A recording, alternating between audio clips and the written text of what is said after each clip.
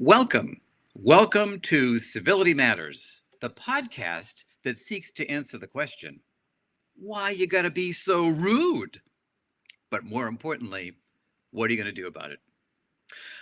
I'm your host, John O'Brien, author of the book Rudeness Rehab: Reclaiming Civility in the Workplace and Your Home Space. And I couldn't be more thrilled than I am today to be starting this podcast and to be welcoming the guests that I'll be welcoming, which I will do in just a moment. As I travel around the country and speak to groups, I often hear from people that they are concerned about the amount of rudeness and incivility in our society. But sometimes people say, John, is it really that bad? So in each of these episodes, I'm going to be offering a startling statistic. So I'd like to offer a startling statistic. I don't know if we have a drum roll available to offer this startling statistic, but here is this month's startling statistic. According to the Society of HR Management, incivility is costing businesses over $2 billion with a B, $2 billion per day due to things like absenteeism, lost productivity, and quiet quitting. So how are we going to turn the tide? Well, friends, it's through education and through Civility Matters, the podcast that seeks to target that. So now each month, I'm going to be joined by a thought leader with an expertise related to civility and the topic of civility. And I could not be more excited than to be welcoming the guest I'm having here today, Dr. Rob Fazio. And let me tell you a little bit about Dr. Fazio. With a kind and clear advising style, Dr. Rob Fazio is known for his candor and warmth. He's able to connect with people where they are and challenge them to get them to where they want to go. He places a premium on balancing behavior change with business outcomes. He's a turnaround expert and often called upon to tackle the thorniest organizational challenges and advise tough-minded alpha executives and elite talent, such as CEOs, surgeons, litigators, and wealth managers. He's developed the motivational currency calculator that we'll talk about, a self-assessment that helps people understand their own and their colleagues' motivators and how to tap into that to facilitate improved communication and heightened collaboration. He's a recognized expert in intentional leadership and protecting oneself and others from dysfunctional behavior. He's penned 2 books, Simple is the New Smart, and the Wall Street Journal bestseller, Bullyproof: Using Subtle Strengths to Influence Alphas and Strengthen Society. This is a plug for the book. His strategies have been featured in outlets including CNBC, CNN, MSNBC, and Fox News, and his thought leadership has appeared online and in print within publications including Success Magazine, the New York Times, Forbes, and CEO Magazine. He's also the founder and president of the nonprofit Hold the Door for Others that equips and challenges people to grow through loss, trauma, and adversity. What I'd love to give a warm Civility Matters welcome with our large studio audience to Dr. Rob Fazio. Thanks for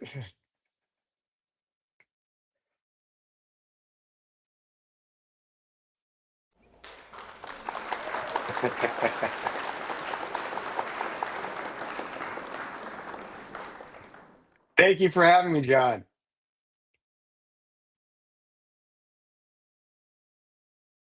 I can't see John right now, but that was an incredible welcome that I appreciate. We'll wait to see if he hops on here in a moment. I see the live button, so that must mean that you're seeing me. And I've been an admirer of John's work for a long time now. And here he is. I decided I was going to hide and I thought this was a bit of a stress-inducing situation, Dr. Fazio, to see how you handled it, and you did so well. Yeah, I knew I had to keep civil. That's all I keep reminding myself.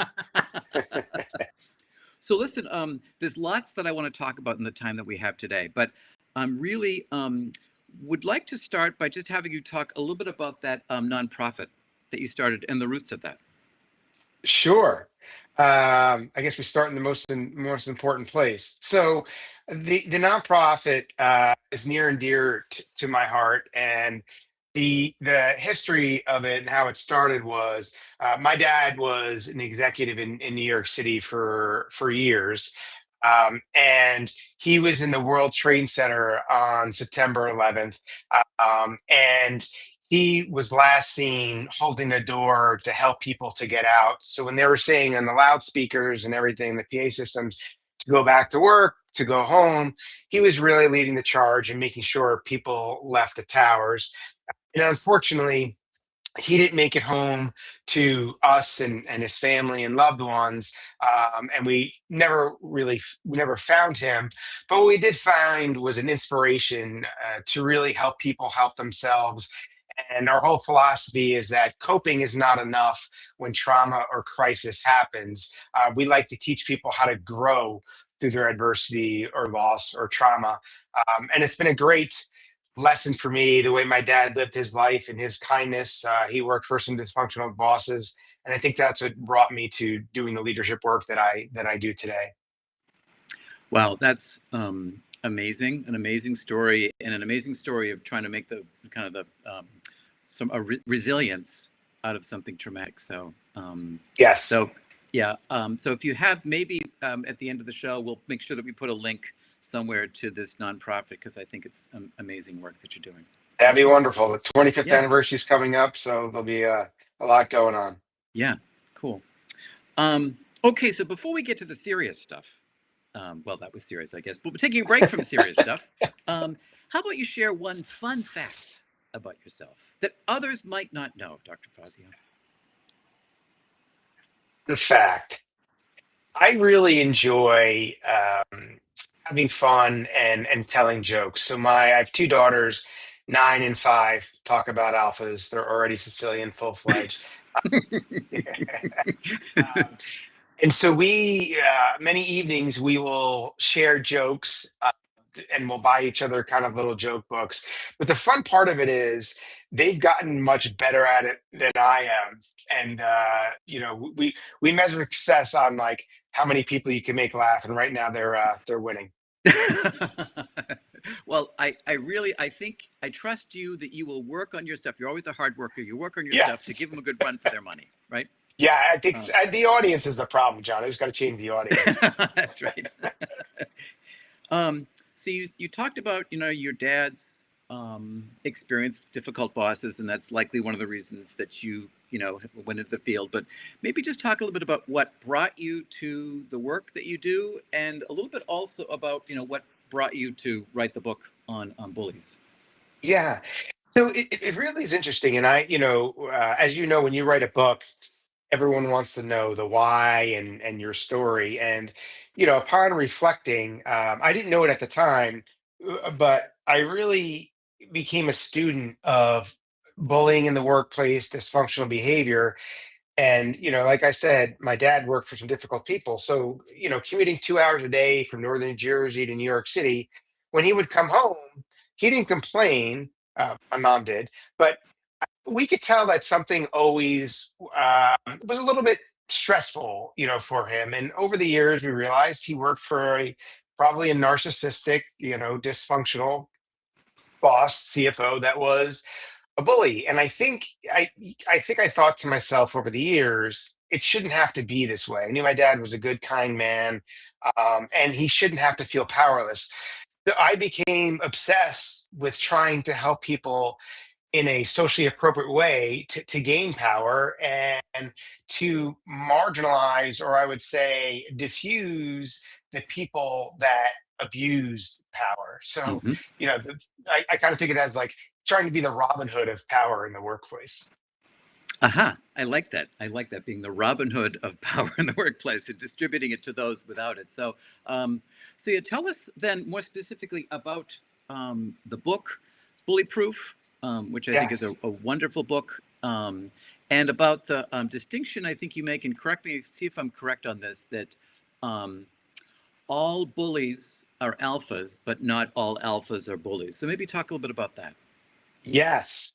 Um, So the reason I wrote the book is not by design, but I started doing a lot of work with really strong personalities. So as John, as you mentioned, surgeons or bankers, think of the people that are top of their game, but have these really strong personalities and are dominant. And when I was advising them or in coaching them, uh, I was having a good amount of success, and people kept asking, how come you're like this alpha whisperer? How do you do this? So I decided that I decided to start tracking kind of my formula and my process, and and that became the source of the book around, how do you influence these strong personalities, and that got pulled into this either situation where you're matching dominance with dominance, or just as bad, you're matching their dominance with submissiveness. And I knew there was a way to play in the in between basis.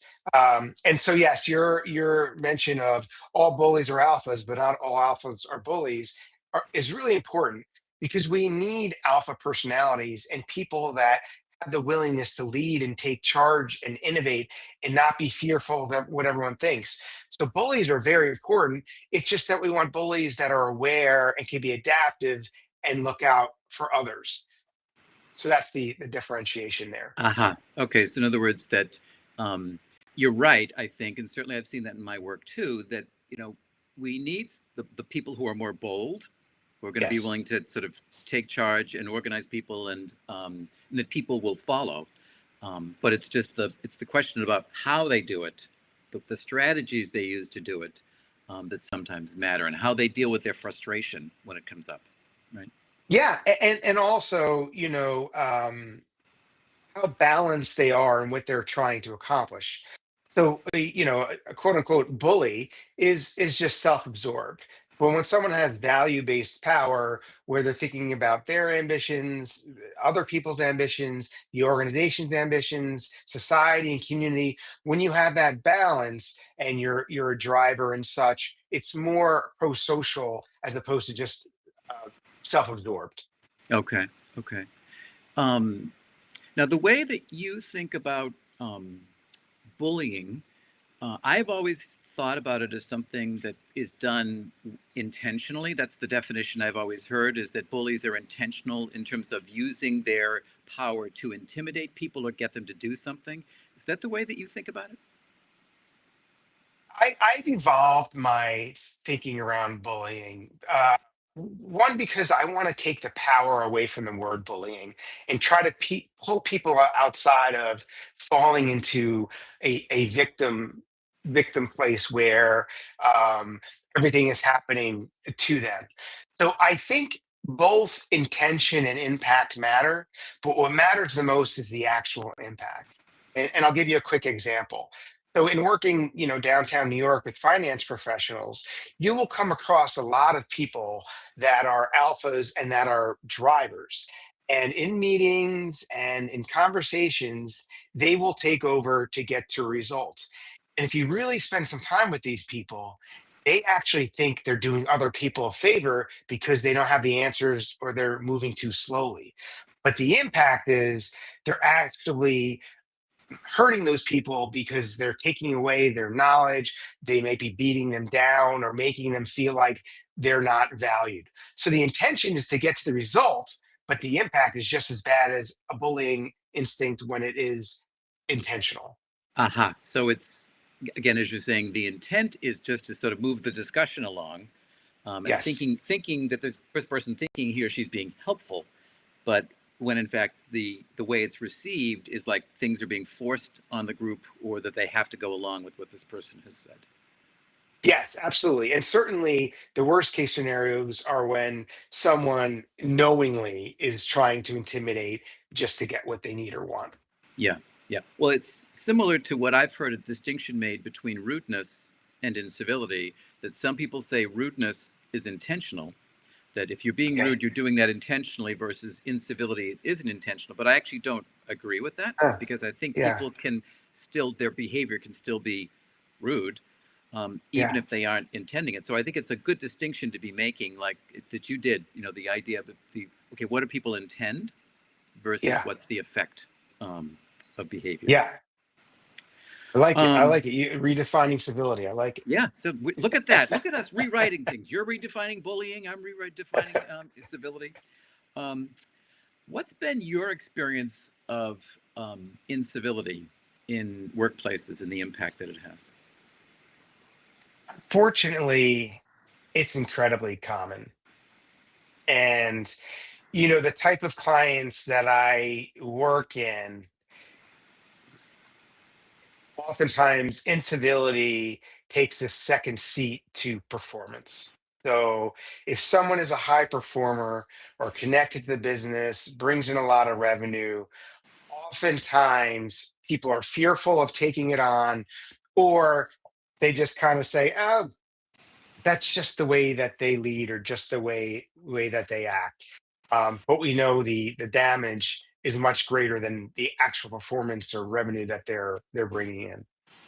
Yeah, and I've seen that as well. The idea is this person is such a valuable individual contributor that we'll just, everybody kind of just has to tiptoe around these other behaviors or treat them in a way that so that they won't get into those negative stress related behaviors, but will still perform. But often they still do.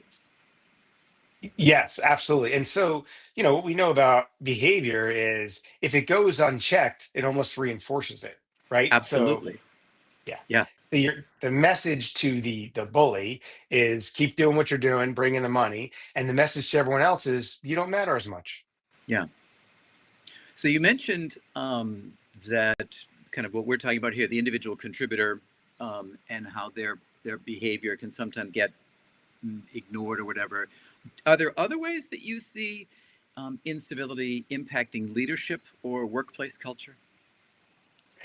I I think there can be a lack of kindness, which is a form of incivility, and this might sometimes be unintentional, but we're all under a lot of pressure between families, parents, children, friends, and then we have our work. And that stress and that pressure cooker often magnifies what you're feeling or experiencing. And so I think there's a lot of lashing out. There's a lot of shortness, right? Because it's must complete task or like I'm under this pressure. So you're going to feel that pressure as well. I think that happens quite a bit. Yeah. So in other words, spillover. Um, Yes. Yes. People's stress-related negative behaviors kind of emerge. The more stress they get, the more likely they are to spill over. Yes, Right? exactly. Yes. Except for us, right? You and I, we Right. don't have any stress-related negative behaviors. Well, clearly you have to be perfect to be on this podcast. But yeah. Absolutely, right. Yeah. And part of the Mutual Admiration Society, apparently, Yeah, too. right. Um, so, you mentioned, or I mentioned in the intro about you, this motivational currency calculator and the model. So maybe talk a little bit about that. Yeah, so this came from working with a client that really wanted to find ways to appreciate differences in what motivates or drives people. So motivational currency is about intentional influence and being able to recognize motivators in yourself, read motivators in others, and then lead and adapt accordingly. And the whole idea is if you have everyone has pretty much everyone has a primary motivator. So the four motivators are performance, people, power, and purpose, based on Dave McClellan's social motives. Hmm. And the idea is if I influence or lead based on the other person's primary motivator, as opposed to what is comfortable for me and my motivator, you're going to connect with people better and actually be more influential. Aha. So just to make sure I'm getting that, so that but you mean leading with your own or trying to tap into what the other person's motivator is? I'm saying not going with your tendencies and your first Ah, instincts. So if aha. I'm a very people oriented person and I know that you're all about the numbers and the facts, me talking about the weekend for a half an hour before our meeting starts is not a good approach, right? Aha, makes sense. Yeah. Absolutely. Right. Um, Yeah. gotcha. Okay. So, and you have, you provide presentations on that model or, Yeah. So presentations, we have an assessment called the Motivational Currency Calculator, and just created a course on influence and leveraging motivational currency. So it's a self-learned course, which I'm pretty excited to start getting out there. yes, that was my little opportunity, my hint to you to mention your course. So that That was is well done. wonderful. I love that. Very good. Nicely Yes. taken up. Um, so when we look ahead now to the next few years, over the next few years in business and certainly in our society, Um, what do you think we can do to continue to change workplace cultures around Yeah. bullying and incivility? Let's start Yeah. there. So I think, like everything, it starts with yourself, which is the hardest part. Hmm. And I have some unpopular views around bullying and such. And the first step I always say is look at yourself, and are you in any way unintentionally give a person permission to bully you?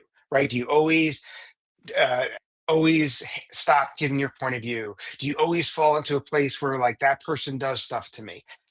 And certainly there's times where it has nothing to do with you at all. But the first step is to just take a look at yourself, your behaviors, your mindset, how you show up is critical. And then looking to the future, we need to protect one another. So you want yourself first to be strong, but you've got to look around. And if you're not in a position of power, you've got to build relationships or build relationships with people who know the people in power, because we have to start convincing them that there's a zero tolerance and have a culture of no incivility or no bullying. It should be just as important on a scorecard as your objectives for the year. Yeah. Um, so these are messages that are important for leadership of organizations to hear and to be able to change the structure and expectations within the organization. But then also, you're saying for individuals to be mindful of finding the power they have, either Yes, recognizing what am I doing or not doing that's um, giving this other person an opportunity to behave the way that they are, yes. and then and or how can I build relationships with other people in the organization. Right. Right. You've got to be somewhat self-focused first to make sure you are making yourself stronger. And interestingly enough, a lot of organizations talk about this idea of the what and the how. So the what is the numbers and the metrics, and then the how is the leadership, the civility.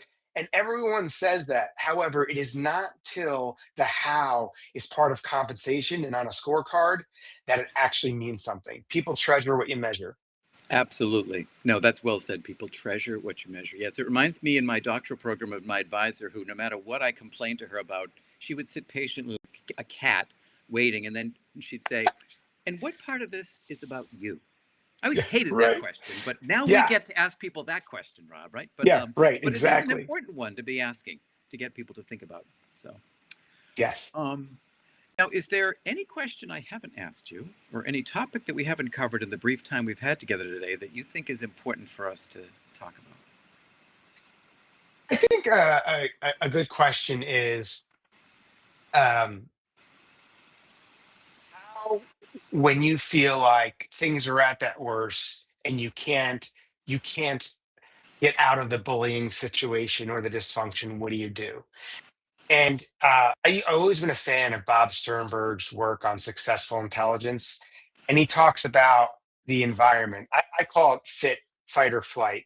So, fit is if you're in a situation and it's a fit and you've got a good boss, a good organization, great, keep going. Um, and then fight is trying to influence the organization or the person.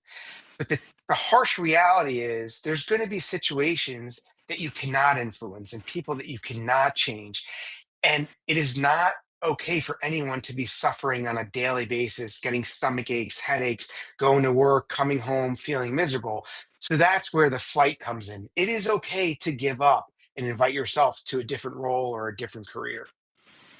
Um, I think it's so important. I was actually coaching someone yesterday who had been in a role, and we talked about how she ended up leaving the organization, and it wasn't until after she left that she realized how much stress she'd been under in Sure. that role, Yeah. and how she had been kind of contorting herself like a pretzel to try to Yeah. adapt to the leadership, and that it just took too much out of her. But I think sometimes people get into that place of learned helplessness.